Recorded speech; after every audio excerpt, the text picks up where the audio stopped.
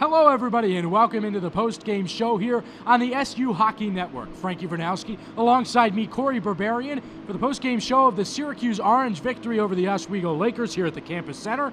5-4, a Stephen Brezzi goal at the buzzer gives Syracuse the victory. But Cory, in the first period, it certainly was a slow start for Syracuse. Yeah, the Orange not scoring at all in those first 20 minutes. The Orange did outshoot Oswego, but only by a 6-2 margin, giving up a first period goal. I called it a feeling each other out phase that took a whole period for the Orange. They really did figure out the Oswego defense in that second period. And that second period had an explosion of goals, each side with 3 in that second period. But for Syracuse getting back into the swing of things, it was the familiar faces. Yeah, Connor McNamara in front of the net, tipping 2 pucks with 90 seconds of each other. Syracuse with 2 goals in the first 2 minutes of that second period to take a 2-1 lead just like that over Oswego. McNamara, he gets his goals all from that dirty area in front of the net. We saw it twice in rapid succession tonight. And McNamara got his 8th power play goal of the year, including 11 goals full on the season. That 8 total is tied with Peter Owen Hayward on the season for the power play. And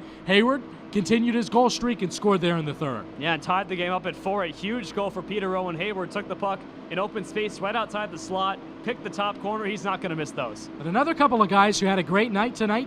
Number 3, Stephen Brezzi. Number 4, David Rosen.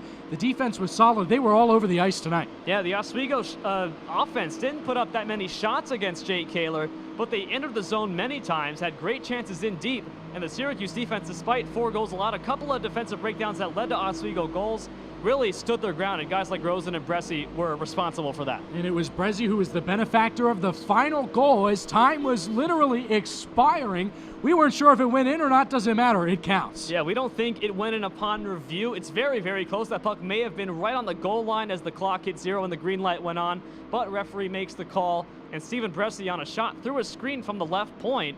I don't know if Oswego defense and Galos gave up on the play, but nonetheless, it finds the back of the net, and they call it a goal. The Orange walk off by the thinnest of margins here at the campus center. And it may be a 5-4 victory, but it was, of course, a slow start for Syracuse, and they struggled against a team in Oswego that they should have handled pretty easily. Is that any cause of concern for Connor Tracy's crew? Well, they're going up against a very strong Liberty team, not in Lynchburg. They split the series down in Virginia. They're in Tennessee on November 30th and December 1st, coming off the Thanksgiving bye week. And this certainly is a cause for concern, but the Orange have played much better in the division than against non-conference teams. They've only played 2 non-conference games, and they've been high-scoring affairs. They've allowed plenty of goals while scoring many. Meanwhile, against EACHL teams, they've been able to limit goals. And Liberty, a top 10 team in the country, the best team by far in the division, should be an interesting sight to see for Connor Tracy's squad going back up against a Liberty team. And they will take on Liberty, as you said, in Tennessee at the end of the month. A 6:30 start on November 30th, a 2:30 start on Saturday the 1st. But as for now, Syracuse comes into Oswego and tops the Lakers 5-4. For Cory Berberian, I'm Frankie Vernouski. Thanks for joining us here on the SU Hockey Network.